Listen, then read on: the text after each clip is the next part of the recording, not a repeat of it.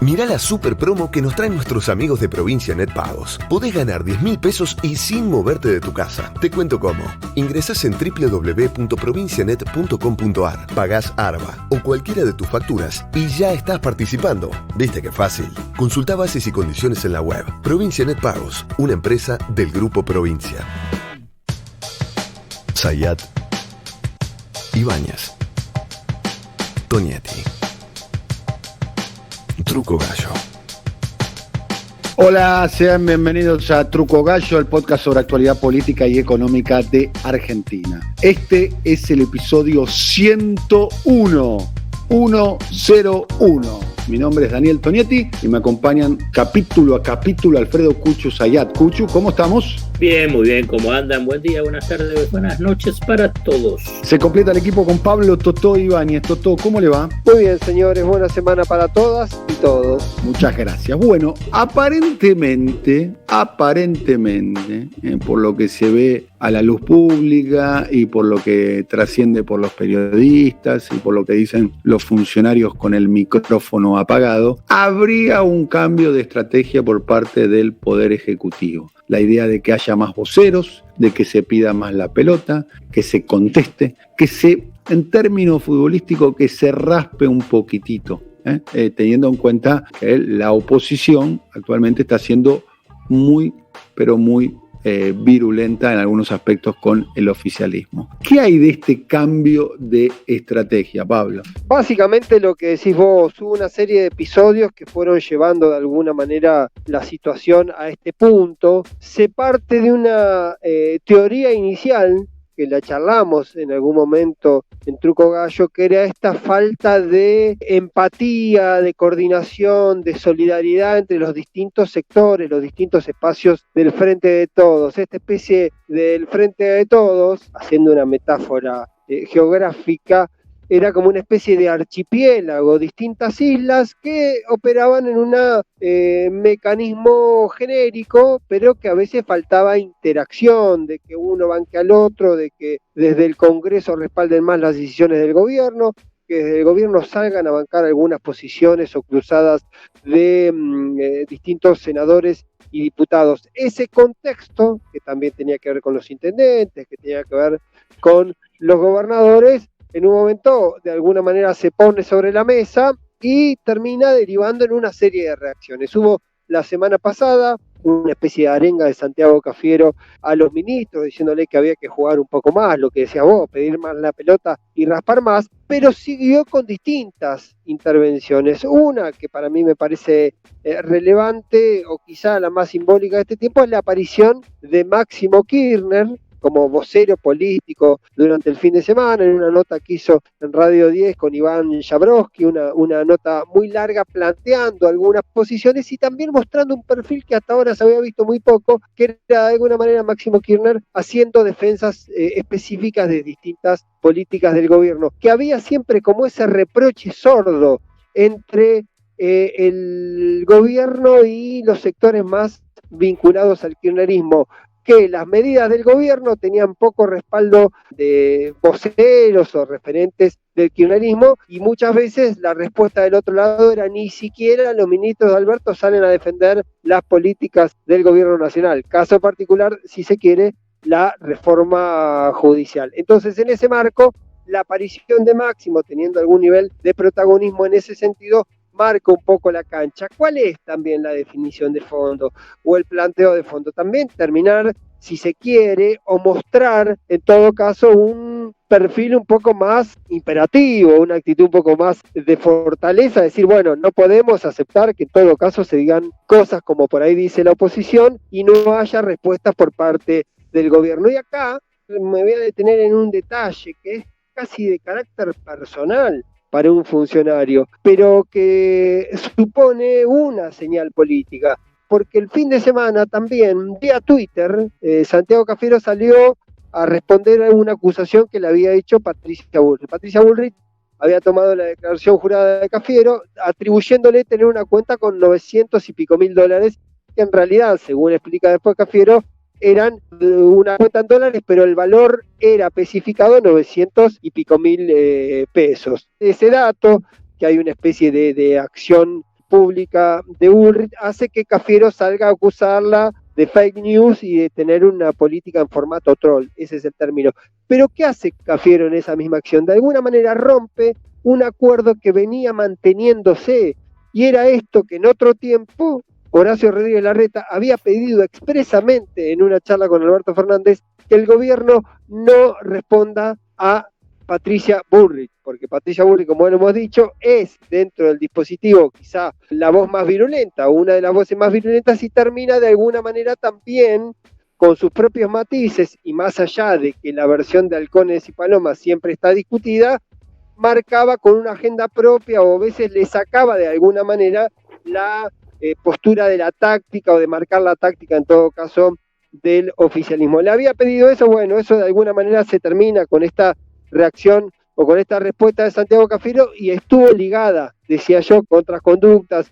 También Guado de Pedro saliendo a cruzar a Alfredo Cornejo, también Guado de Pedro atribuyéndole a sectores del macrismo haber motorizado el escrache o la protesta frente a la casa de Ricardo Lorenzetti en Rafael. Entonces, una serie de elementos que van de alguna manera mostrando este perfil de que trata de sumar voceros políticos y que trata de subirse al ring para que en todo caso, además en un contexto en general que mediáticamente las lleva a las de perder, el oficialismo también de alguna manera da respuesta, porque tiene que ver con esto que veníamos hablando, también vinculado a la disputa de la calle y a la decisión del oficialismo de salir.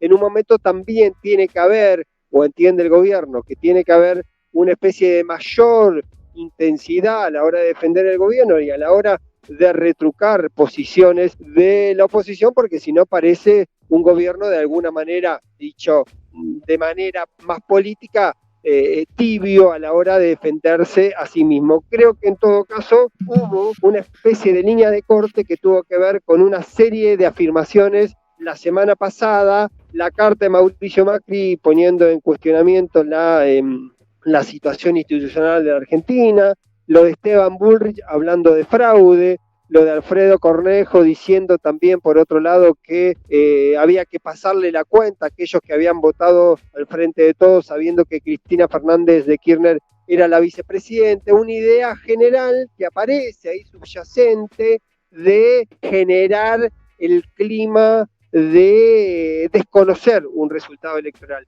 Y alguien en el gobierno, justamente a principios de la semana pasada, en una charla que tenía que ver con los comportamientos del gobierno y la oposición, decía que entendían desde el Poder Ejecutivo que había por momentos una idea en un sector de la oposición de instalar un clima similar al de Venezuela. ¿En qué sentido?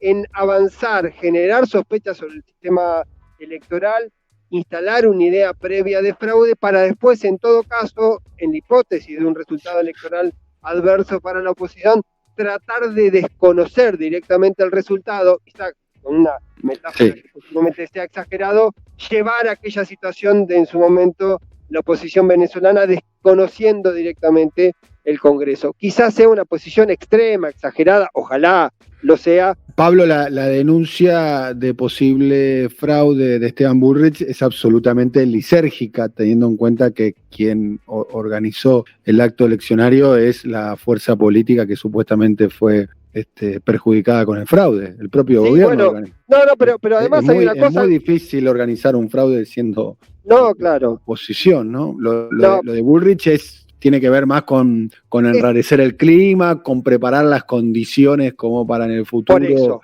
ir invalidando los resultados electorales. Ahí está el punto, me parece. Ahí está el punto donde pone el foco del gobierno, y yo creo que esta especie de salir a confrontar, porque alguien, hoy por la mañana, alguien del entorno muy cercano a Cristina decía eso. Una cosa es la oposición cuestionando el manejo de la pandemia.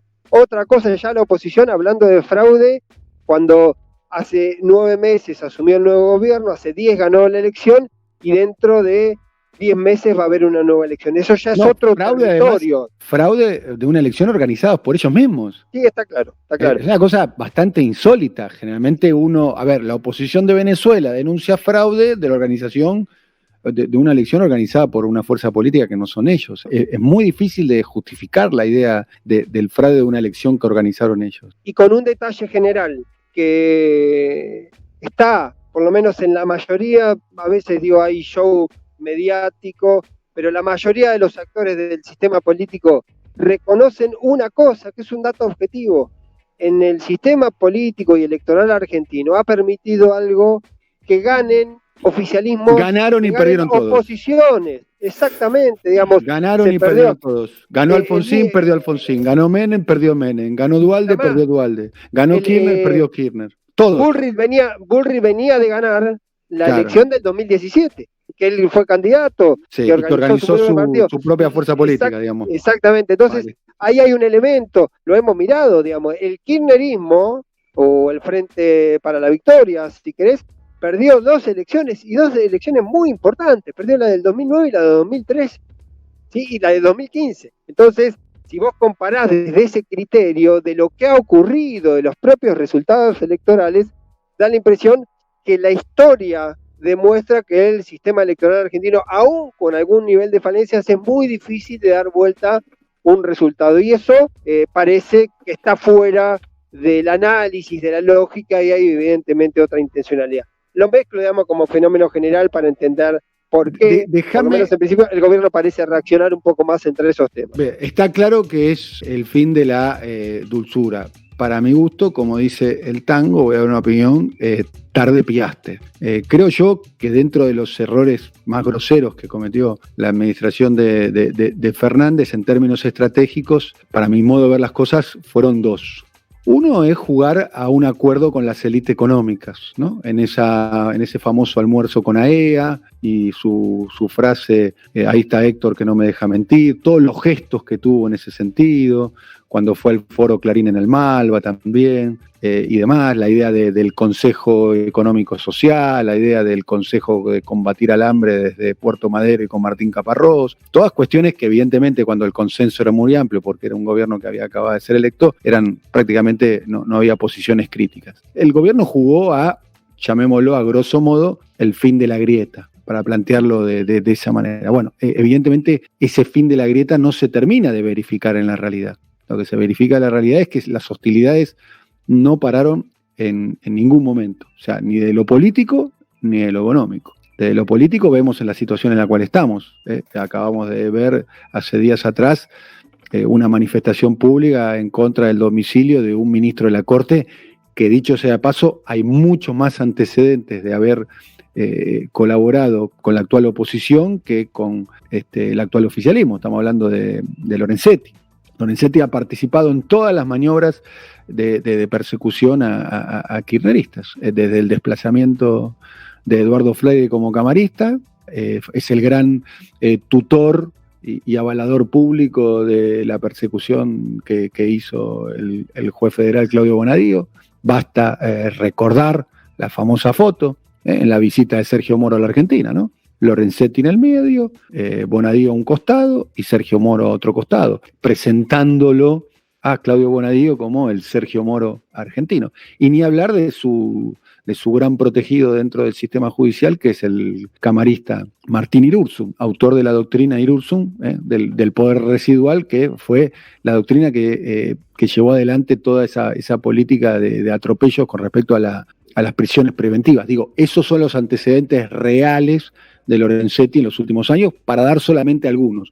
Aún así, aún con toda esa entre comillas, colaboración de Lorenzetti, aún así, la propia fuerza opositora que conduce Macri motorizó un escrache en la vivienda particular en la localidad de Rafaela, provincia de Santa Fe, contra Lorenzetti. Y después otra cuestión más con el tema del poder económico, es un tema que quizás obviamente Alfredo tiene mucha más autoridad que yo para decirlo, pero está claro que jugó a una suerte de acuerdo con el poder económico que no se estaría verificando en la realidad. Hoy estamos en una situación de brecha cambiaria que no conozco antecedentes en la historia contemporánea de una diferencia tan grande entre el dólar blue o el contado con liqui, que no es ilegal, y el dólar oficial. Llega a una brecha de casi 100 puntos. Y la participación del poder económico en la construcción de ese relato y B, las condiciones para que se dé esa brecha es muy grande. ¿Qué quiero decir con esto? Alberto Fernández arrancó el gobierno con la idea, con lo que yo llamo con el claucol, con el tacho de claucol, diciendo, bueno, vamos a sellar la grieta, vamos a arreglar con todo, vamos a ver cómo vamos a sentar a toda la mesa. El problema de la Argentina es que la mesa no es muy grande o que no hay suficientes sillas, esto se arregla con el consejo de los consejos, de los consejos, de los consejos. Bueno, eso se verifica que en la realidad, lamentablemente, digo yo, a mí me encantaría que suceda así, como ciudadano, digo, no se verifica. Lo que se verifica es que hay una brecha muy grande, que hay una especulación económica muy grande, que hay una presión de los grupos importantes muy grande, y en términos políticos también. Por eso yo, en particular, no logro distinguir los halcones de la paloma. Es muy difícil distinguir los halcones de la paloma. Me parece que esa es más una maniobra narrativa y un relato, que muchos medios de comunicación y periodistas lo hacen propio, que una realidad. La verdad que es muy difícil de distinguir, teniendo en cuenta que además todos terminan en el mismo espacio. Así que por eso digo, tarde piaste de esta reacción del gobierno, entendiendo que hay una animosidad muy grande contra ellos, ¿no? Yo creo que déjame sumar algunos elementos en este análisis. Empecemos por el tema de la comunicación. Más allá de la debilidad inicial a nivel comunicacional, donde solamente estaba concentrado en Alberto Fernández, y en ese momento donde sus índices de aceptación eran muy elevados, era como parte de esa propia estrategia. Pero específicamente sobre el tema económico, me parece que el gobierno está repitiendo los mismos errores de los 2 primeros años del segundo mandato de Cristina Fernández de Kirchner y de lo que fue durante todo el gobierno de Mauricio Macri, que haya diferentes voceros económicos. Y la verdad que a mí me llama la atención porque en general los políticos, creo entender, que pueden llegar a aprender un poquito de los errores que cometen o de ver experiencias pasadas para tratar de no repetirlas. Y acá me parece que se está repitiendo. Si recuerdan cuando fue antes que Axel sea ministro, vos tenías diferentes voceros en esos 2 primeros años de gobierno de Cristina. Tenías la economía loteada. Tenías a Marcos del Pon, Echegaray, Moreno, un Kicillof en ascenso. Y Lorenzino. Lorenzino, que formalmente era el ministro de Economía, solo formalmente. Y entonces vos lo que tenías ahí... Y Amado Vudú también opinando, que era vicepresidente, ¿no? Claro, entonces vos tenías toda una dispersión ahí. Vos fíjate que cuando empieza a ordenarse, cuando nombra a un ministro, y ese ministro empieza aquí, que fue Axel Kicillof, y que empezó a manejar él, obviamente con esa línea política con Cristina Fernández de Kirchner en el tema económico, e incluso, digamos, con una tensión fuerte y posterior desplazamiento del presidente del Banco Central, Fábrega. Entonces, me parece que acá se está repitiendo y a mí me llama la atención, te juro, digamos, es como que me excede para tratar de entenderlo. Entonces vos ahora tenés a Todesca hablando, a Mercedes Marco del Pont, a Pese de alguna forma, a Martín Guzmán, a Culfas. Entonces, la verdad que es una cosa bastante extraña en una situación muy, muy, muy compleja. Eso por un lado. Por otro lado, es una discusión, si querés, hasta difícil de encontrarle una respuesta, ¿no? Porque decís, y yo coincido, ¿no? Decir, bueno, ¿cuánto tiempo tardaste en darte cuenta que la contraparte a la bandera blanca le empezó a tirar misiles desde mediados de marzo, fines de marzo? Estoy hablando de esta idea que vos planteabas, bueno, Alberto Fernández diciendo, basta, bandera blanca, terminamos las disputas, terminamos la grieta y pensemos cuáles son los negocios que ustedes quieren, cómo podemos desarrollar la Argentina, etcétera. Digamos, una cuestión muy, muy esquemática lo que estoy planteando. Pero cuando el gobierno de Alberto Fernández planteó la de prohibición de despidos, que sectores del kirchnerismo, Heller, Máximo Kirchner, el impuesto a las grandes fortunas, y ahí ya se empezó a resquebrajar esa idea que se tenía, independientemente que ya antes estaba esta idea de, bueno, hay que separar a Alberto Fernández de Cristina Fernández de Kirchner. Entonces, me parece que en última instancia la intención fue válida y me parece que hasta políticamente era válida. Me parece que, como vos mencionaste, válida hasta un momento y después es que te estaban llenando la cara de dedos. Entonces era necesario empezar a reaccionar. Y para cerrar, digamos, a nivel conceptual, me parece que es difícil, o me resulta difícil para no incorporar a nadie, asumir, ya en última instancia yo ya lo asumí, pero lo estoy diciendo en forma retórica, que en Argentina existe una fuerza política de derecha con sectores de ultraderecha. Eso era raro en Argentina, porque era como, no era políticamente correcto. De hecho, Cuchu, ya los estudios de opinión pública empiezan a detectar que hay un sector que antes era absolutamente minoritario, pero cada vez está en ascenso, que se identifica como de derecha. Recordemos que en términos retóricos en la Argentina las personas de derecha decían que eran de centro. Exacto. Bueno, ahora las personas de derecha dicen que son de derecha. Y hay de ultraderecha. Tenés de derecha y de ultraderecha. Entonces, esa realidad, esa exposición del cuadro político en Argentina es un dato a tener en cuenta en las disputas políticas, en la disputa comunicacional, en la disputa en el Congreso, en las medidas que se dan. Entonces, la reacción que tienen sectores de Juntos por el Cambio con el radicalismo son de derecha y de ultraderecha. Por eso quieren bloquear los debates democráticos en el Congreso, por eso hacen escraches al presidente de la Corte Suprema de Justicia, como bien decías vos, pero sí, es de los nuestros, entre comillas, y sí, pero no es tan de los nuestros para que tomen las decisiones que nosotros queremos, eso piensa la ultraderecha. Y me parece que es parte de la realidad, asumirla y por consiguiente, para cerrar mi parte, ¿cuál tiene que ser la lógica del gobierno? Saber que existe eso e intervenir políticamente, territorialmente, comunicacionalmente, socialmente y económicamente ante una realidad más allá de que te guste o no te guste. Pablo, ¿algo más para agregar? No, señores, completísimo todo. Bueno, hemos terminado un nuevo episodio de Truco Gallo. Será hasta la próxima. Gracias, Cuchu Zayat. Un abrazo grande para todos. Bien, muchas gracias también a querido Pablo Ibáñez, alcalde de Gonet, donde no hay grieta ya. Saludos para todos y todas. Buena semana, señores. Hasta la próxima. Chau, chau. Coordinación: Marcelo Figueroa. Producción comercial: Pablo López.